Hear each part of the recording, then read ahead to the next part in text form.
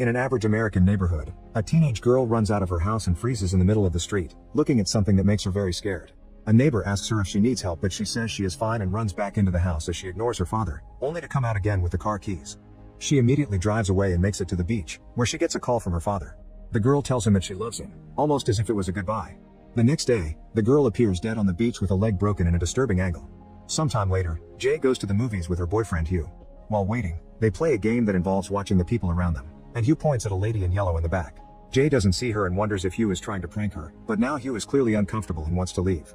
On their way to the car, Jay tries to ask if the person he saw was an ex, but Hugh denies it and just says he feels unwell.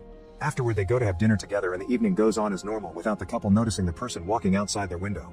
A few nights later, Jay and Hugh go on another date to the beach and their kissing quickly heats up. Jay asks Hugh to go back to the car and they do the naughty, which is the first time for Jay. Afterward, Jay is resting and talking about her dreams when suddenly Hugh uses chloroform to put her to sleep.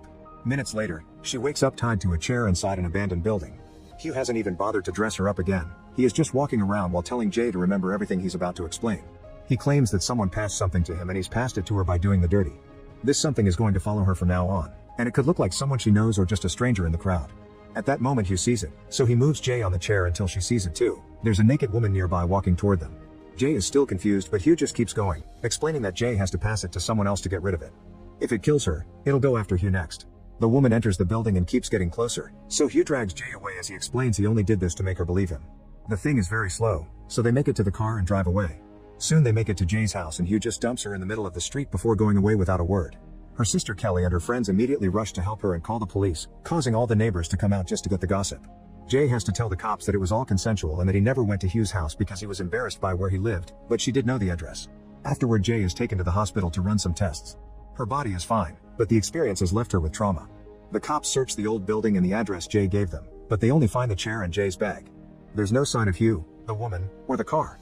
Soon the police discover that Hugh used a fake name to rent a house, so they have zero clues to continue the investigation. When Jay returns home, she barely touches her food or leaves her room. Whenever she's alone in the bathroom, she can't stop staring at herself in the mirror and looking at her privates as if she could magically find an answer. One afternoon she's startled by something hitting the window, but it is just a ball thrown by a neighbor kid. When she finally goes back to her college classes, Jay looks out the window and notices an old woman in a hospital gown walking towards her. There are other people outside, but nobody seems to see her. At first Jay tries to ignore her, but she gets too nervous and decides to leave the class, which is noticed by Greg. In the hallway, the old woman continues to follow Jay as she walks right in front of people without being seen. Getting scared, Jay rushes out and drives to the shop where Kelly and their friend Paul work. They don't believe something supernatural could actually be happening, but Paul still offers to stay the night in the sister's house as a guard. Since it's obvious he has a crush on Jay, they decide to invite their friend Yara as well. That night, Jay can't sleep, so she joins Paul on the couch to watch some TV. They chat about all the time they spent together as kids and the fact they were each other's first kiss. Suddenly they hear glass breaking, so Paul checks the chicken to find a broken window. However, he doesn't see anybody outside. Paul goes to wake Kelly up to call the police, and a worried Jay goes to the kitchen, only to find a half-naked woman walking towards her as she pees herself. Terrified, Jay screams and runs upstairs to lock herself in her room. Paul and Kelly come to check on her and swear they haven't seen anything, so Jay opens the door for them and has a breakdown. As the duo tries to comfort her, someone else knocks on the door. They open it to find Yara, but suddenly a creepy-looking man appears behind her and comes into the bedroom. Screaming in horror, Jay escapes through the window and finds a bicycle outside that she uses to get away. This is seen by Greg again, who is nearby in a car with his date. After riding as fast as she can, Jay makes it to the park and sits on a swing while looking around for potential attackers. At that moment she sees some shadows among the trees, but it's just her friends, and Kelly hugs her to comfort her. Soon they're joined by Greg, so they tell him about the break-in and Jay concludes she needs to find Hugh. Greg agrees to help, and the next morning, he drives the group around town to try to find Hugh. They make it to the house he rented and notice he hung lots of cans and bottles on the windows as an improvised alarm to know if someone breaks in. There's also a ton of medicine in the bathroom cabinet. In the attic, Jay notices a hole in the newspapers covering the window and looks out, only to quickly pull away when someone walks by. Paul finds some dirty magazines and lots of used tissues near a mattress. Inside one of these magazines there's a picture of Hugh with his old girlfriend, who is wearing the school jacket. Later Greg and Jay go to the school from the jacket, and with the help of a secretary, they discover Hugh's real name is Jeff and get their real address. The group drives to his real house and Jay is shocked to meet Hugh's mother because she looks like the naked woman from the other night. Hugh accepts to chat with the group and tells them that even if the thing is following Jay, he can still see it. There's nothing they can do except pass it on, so Hugh advises Jay to do the dirty with a new partner. Greg doesn't believe any of it and Hugh gets angry, reminding them that he's in danger too. If Jay gets killed, the thing will go after him next and down the entire line until it reaches the person who started it. He apologizes to Jay saying he was a victim too, explaining a random one-night stand from the bar was what got him. When someone walks by, he gets very nervous, but everyone else assures him they can see the person too. Thinking they need to put some distance between Jay and the thing, Greg takes the group to his family's vacation house many miles away.